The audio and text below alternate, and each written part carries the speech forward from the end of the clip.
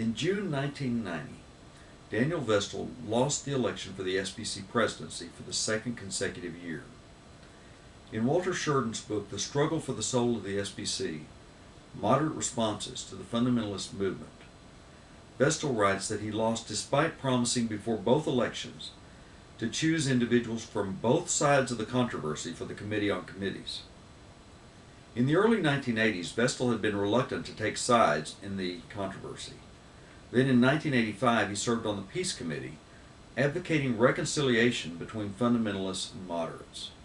He writes, "After a year of reaching out to both sides, I realized that only one side really wanted reconciliation. I realized that the fundamentalists only desired control, total control, absolute control, and that they wanted no participation except with those who shared that desire." The morning after losing the 1990 election in New Orleans, Vestal spoke to a Baptist-committed breakfast, acknowledging that moderates had lost the battle for the SBC. Vestal said what we did was right. We spoke to openness, fairness, missions, trust, and freedom. We resisted a political movement that excludes people from decision-making, assassinates people's character, questions people's integrity and commitment to the Word of God. We called for a return to our Southern Baptist heritage, cooperative missions, unity and diversity. Vestal went on to call for a convocation of concerned Baptists to be convened and planned by the Baptist Committed organization.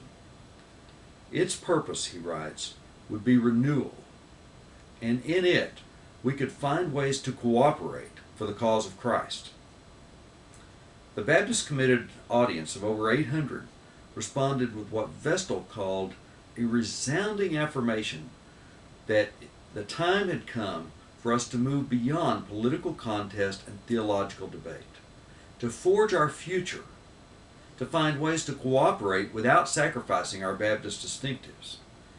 We needed a place to be accepted for what we are, true followers of Christ with a worldwide mission vision, Baptists who believe in the Bible, but also believe in the freedom to interpret it.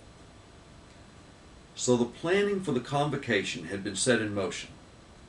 In tomorrow's Baptist Brief, we'll take a look at that convocation.